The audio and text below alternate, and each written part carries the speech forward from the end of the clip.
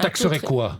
C'est l'ensemble des terminaux connectés à Internet qui permettent d'avoir accès à des contenus culturels. Les smartphones, c'est-à-dire les tablettes, c'est-à-dire tout, les ordinateurs. Est-ce que vous savez, par exemple, que votre tablette, aujourd'hui, elle est déjà taxée.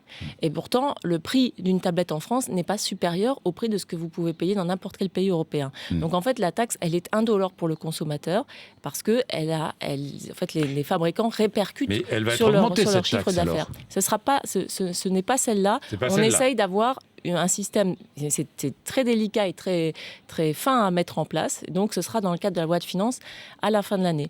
Mais quel système ? Parce que là, j'aimerais que ce soit moi, je suis consommateur. Vous êtes consommateur. Utilisateur. Quand vous achetez, par exemple, un objet qui vous permet... par exemple, vous achetez votre téléphone portable, smartphone, qui vous permet d'avoir accès à des contenus musicaux, audiovisuels, Internet, culturels. Oui. Bon. Parce qu'on sait que la moitié des utilisateurs de téléphones portables, ils s'en servent pour avoir accès à des contenus culturels. Bon. Eh bien, en fait, vous pourriez contribuer, de la même manière que vous le faites quand vous achetez une tablette, à abonder un fonds, comme le Centre national du livre, le Centre national de la cinématographie, un fonds qui permet ensuite de financer... Je vais payer une taxe lorsque j'achète mon smartphone. Une contribution à l'achat, c'est pas une taxe. La taxe, vous la payez chaque année, là, c'est une fois. Une contribution, une fois uniquement à l'achat, qui pourrait être de combien ? Un pourcentage, très, très j'imagine. Faible. L'idée, c'est que ce soit le plus faible possible. 1% ou 2% ? Pierre Lescure avait parlé d'1%.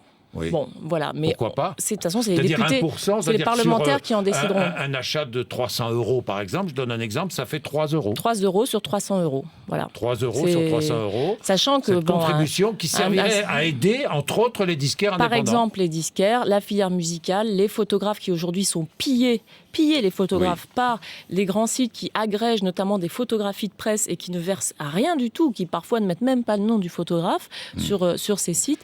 Et donc, ça permettrait d'avoir un mécanisme vertueux qui serait indolore pour le consommateur, mais qui au final aurait un impact très fort sur toute la filière culturelle.